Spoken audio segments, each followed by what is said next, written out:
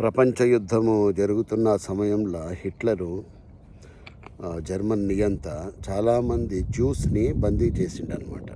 ఇది అందరికీ తెలిసిందే. కాన్సన్ట్రేషన్ క్యాంప్స్లో పెట్టిండాలని రకరకాల పనులు చెప్పడము, వాళ్ళు చేయడము, ఇదంతా కూడా నిత్యకృత్యం అయిపోయింది. వాళ్ళు అలసిపోతలేరు.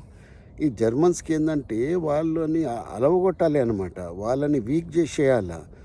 ఫిజికల్గా, మెంటల్గా, ఎమోషనల్గా వాళ్ళు వీక్ అవుతలేరు. ఎంత పని చెప్పినా కూడా. ఒకసారి ఇట్లా కాదు, ఇంకా కఠినమైన పని చెప్దామనేసి ఒక 100 మంది స్ట్రాంగ్ సోల్జర్స్ని సెలెక్ట్ చేసి ఏం చేసిండంటే గార్డెనింగ్కి కొంతమందిని, ఆ తర్వాత కన్స్ట్రక్షన్ పనికి కొంతమందిని, రోడ్లు వేయడానికి కొంతమందిని, మూటలు మోయడానికి కొంతమందిని, ఇసుక మోయడానికి కొంతమంది, ఈ ప్రకారంగా కఠినమైన పనులు చెప్పిండు అనమాట. పొద్దుగాల నుంచి సాయంత్రం వరకు పనులు చెప్తున్నారు. ఒక నెల రోజుల తర్వాత చూస్తే వాళ్ళు ఇంకా ఫిట్ అయినరంట, ఇంకా స్ట్రాంగ్ అయినరంట, వీక్ అవుతలేరంట.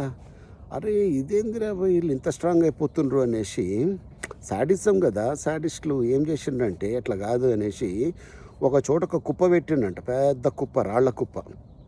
ఏం లేదు, వీళ్ళందరూ కూడా పొద్దు నుంచి సాయంత్రం వరకు 10 కిలోల కుప్పని ఇక్కడి నుంచి ఒక 100 మీటర్ల దూరం మొయ్యాలి, మళ్ళీ అక్కడి నుంచి తీసుకొచ్చి మళ్ళీ ఇక్కడికి మొయ్యాలి.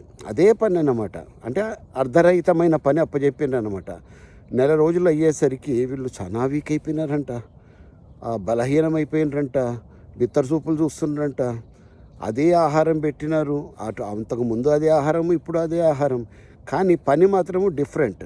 ఇక్కడ మనం గమనించాల్సింది ఏంటంటే మీనింగ్ఫుల్ పని. వాళ్ళు గార్డెనింగ్ ఏదైతే చేసిండ్రో, మూటలు ఏదైతే మోసిండ్రో, లేదా కన్స్ట్రక్షన్ పని చేసిండ్రో, రోడ్లు వేసినారో, ఇదంతా కూడా ఒక అర్థవంతమైన పని. కన్స్ట్రక్టివ్ వర్క్ చేసినంత కాలము వాళ్ళు అలసిపోలే, ఇంకా బలంగా తయారైనరు.